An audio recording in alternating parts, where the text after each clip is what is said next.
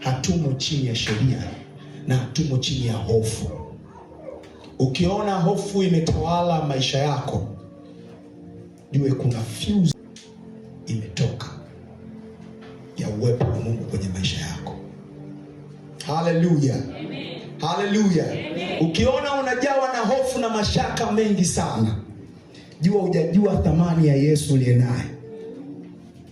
Dunia hii ya sasa hivi imejawa na hofu kila kona. Na hofu inaletwa na taarifa. Sijajua umesikia taarifa gani kukuhusu wewe. Na hizo taarifa ndizo zimekupelekea ufike hapo ulipo. Lakini ninakukumbusha, uliye naye ndani yako, Yesu Kristo, ni zaidi ya taarifa mbaya uliyopokea. Usiruhusu taarifa mbaya ijaze moyo wako. Leo Yesu tunamsoma na tunashuhudia kufufuka kwake, kwa sababu alienda kumpiga adui mkubwa ambaye ni mauti. Ndugu yangu, adui mkubwa ambaye tunapambana naye hapa duniani sio uchumi, sio magonjwa, ni mauti. Kubali ukatae, wote tunapambana na adui mmoja anaitwa mauti. Lakini Yesu alitupa uhalali wa ushindi juu ya mauti kwa kupigwa kwake yeye, kwa kupitia damu yake yeye. Hatuko tena chini ya hofu ya mauti. Ukiwa ndani ya Yesu, wewe ni kiumbe kipya 100%.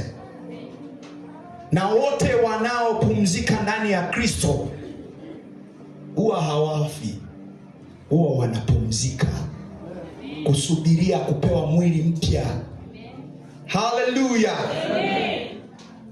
Naomba nikuchukue taratibu katika utangulizi wa ujumbe wangu wa leo.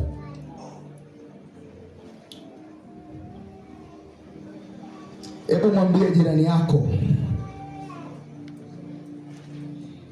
siku ya Ijumaa, mara nyingi Ijumaa inakuwa ni Ijumaa Kuu, si ndio? Kifo kilijua ile Ijumaa Kuu kimemshinda Yesu.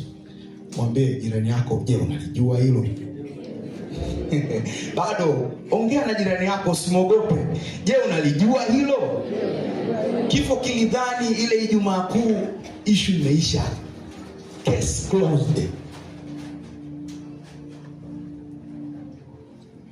Kumbe hawakujua katika mashauri na hila zote ambazo walikuwa wanaziandaa kumuua Yesu, ndiko kunampeleka Yesu kuja kushinda nguvu ya mauti na kuja kuleta ukombozi kwenye maisha yangu na yako, hadi ya wao wale ambao wamefanya hila.